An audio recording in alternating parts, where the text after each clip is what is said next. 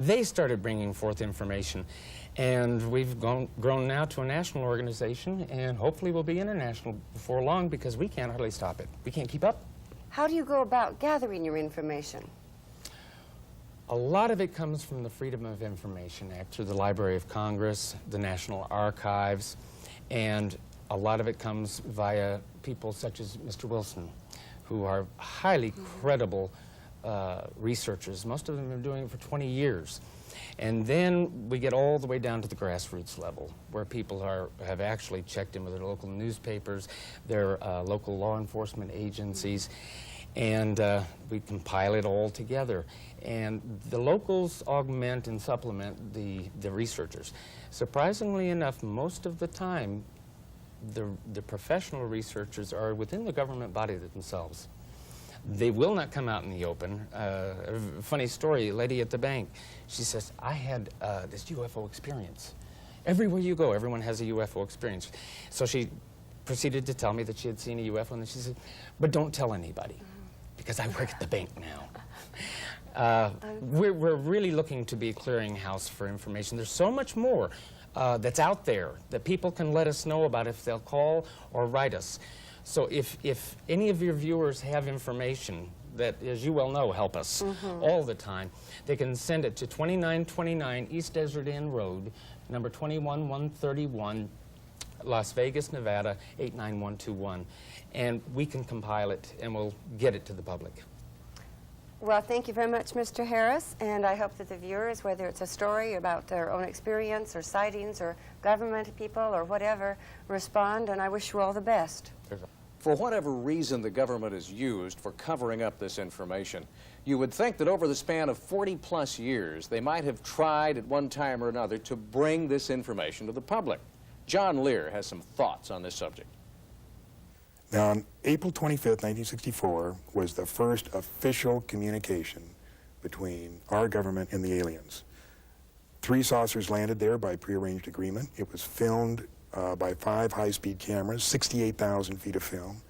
The reason we know this is because in 1972, when they were going to release the first information about UFOs to the public, a very knowledgeable writer, his name was Robert Emenegger, was asked by the agency to write a documentary, which he did. And they were going to release this thing, and we had the whole history of the UFOs, and the last part of the documentary was the footage of the saucer landing. But in 1973, when they're ready to go, we had Watergate, and they were faced with 2 problems. Number 1 is they didn't think the public could handle 2 traumatic experiences at the same time, and number 2, they thought that the public would perceive this picture of aliens and spacecraft as a ploy by Nixon to divert the attention from Watergate. So they shelved it. The documentary actually came out.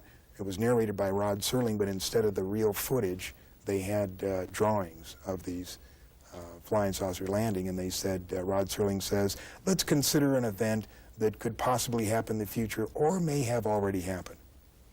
It seems almost certain that if other beings more advanced than ourselves do inhabit other sectors of the universe, then it's quite probable there will come that day, that moment in time, when official contacts will be made. Let's look at an incident that might happen in the future, or perhaps could have happened already. The premise is that contact is made by extraterrestrial beings with representatives of the United States Air Force at Holloman Air Force Base in the deserts of New Mexico. The day is clear. It's about 5:32 a.m. at Holloman Air Force Base. Traffic light. One recon plane is on the field ready for takeoff when Sergeant Mann is given a report of an approaching unidentified craft. Yeah, Bill, no, nothing on the wall. I'll repeat it again. Unidentified approaching objects on coordinate 49er, 34 degrees southwest, while I'm reading to the left. Can I go northeast now with the Army helicopter? Probably a stray civilian, maybe. Give me a report. I see him over there. Check with Edwards. Make contact with him, Bill.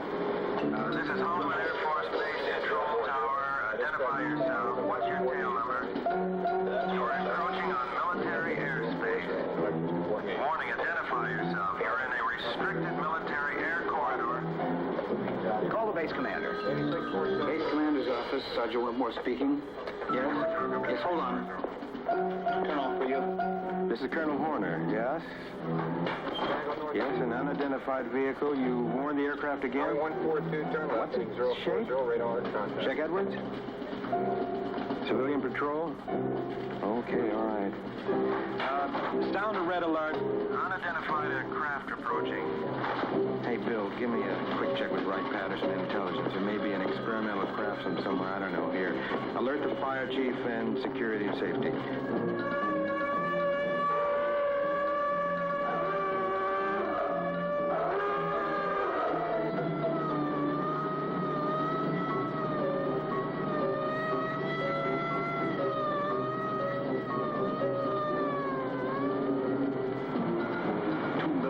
Interceptors are dispatched to escort the unidentified crafts out of the area.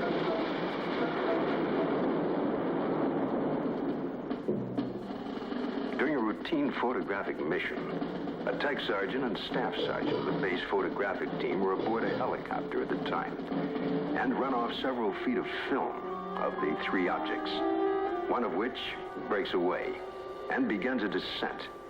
A second high-speed camera crew on the ground runs off approximately 600